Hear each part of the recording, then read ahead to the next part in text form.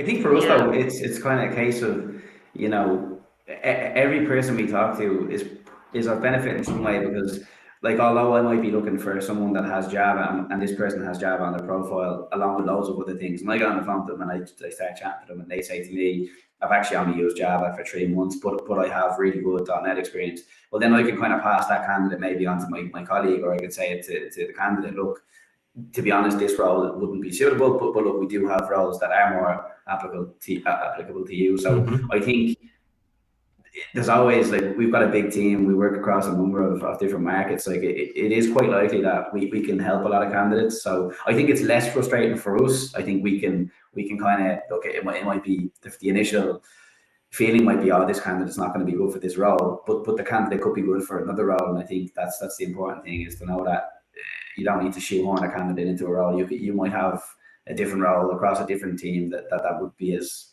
much of a fit for that candidate, you know. So I think that's the kind of approach I take. I don't know about yourself, Steph, what would your approach be?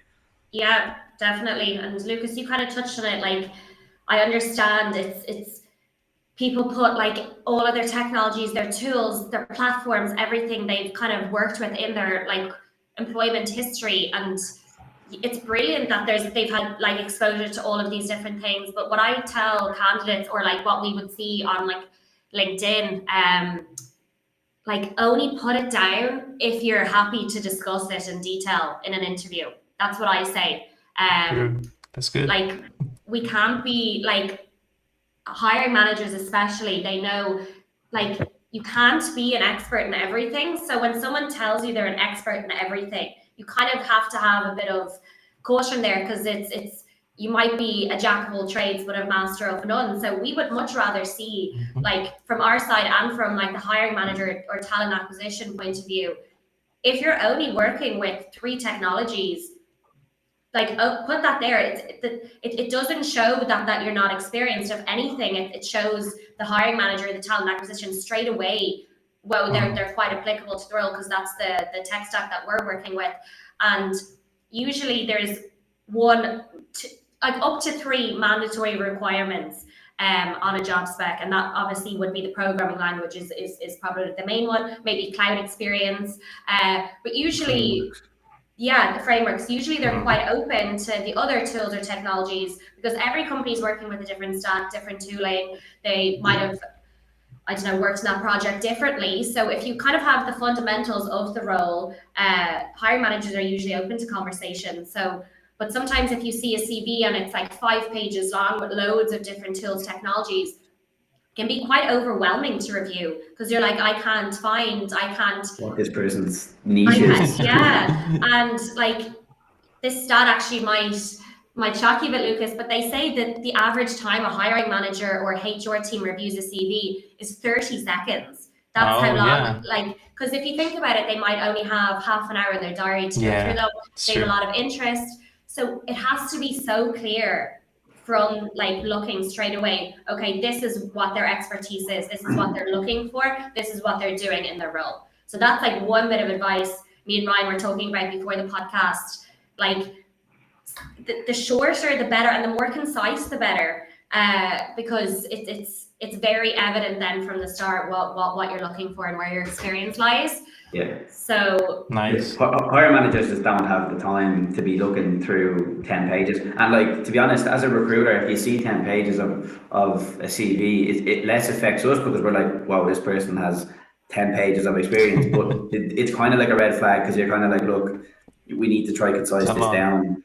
At the interview, you'll deliver all this information, and you'll wow the interviewer with your knowledge on what you've done. But I actually think it's a real skill to be able to, like, make your CV the right size. I'd say 3 pages would be ideal. You know, first Mm-hmm. page is a bit of information, All right. yourself, your education. You know, a lot of people include their interests. I think that's no harm putting that down. I don't know if hiring managers read it, but I'm sure it does bear fruit at the interview stage when they're Yeah. seeing if you're a culture fit, of course. But I always say, like, look, the best way to maybe do a CV, in my opinion, in the tech space, All and right. as a recruiter, this is how I would look at it: is I like to see, you know, current company, the dates that they've been at this company, Maybe like a little paragraph about the project, so what or the product that you're working on, whatever it is that you are actually working on, and then maybe listing out some of the tools that you've used, the languages you've worked with. You know, have you worked with Kubernetes? Like, you know, are you working on prem? Are you working on the cloud? And then maybe doing this for each experience that you have, depending on if you've got 20 years of experience, maybe you could do the last 6 of your roles, because if you have 20 years of experience, Exactly, right, yeah. for that 20 page mark. But I do think that is a big thing, because, like, you know, I think I was chatting to someone, I can't remember who it was before, but they were saying that if I think it was actually a candidate of mine, and he does interviews, and he was saying if they've got time to do a 20-page CV, they maybe aren't putting time elsewhere into their job. You know, basically, Exactly. kind of a fun way of saying the shorter the better. Be more efficient with your time. Be more efficient with the manager's time as well. So, yeah, certainly I think concise in your CV, making it very clear what your strengths are, and not bluffing, because you won't get by an interview if you Yeah, pretend that you know something that you don't. You know. Yeah, you guys answered all my questions. I was about to ask about like what's the perfect job description. You just answered to me.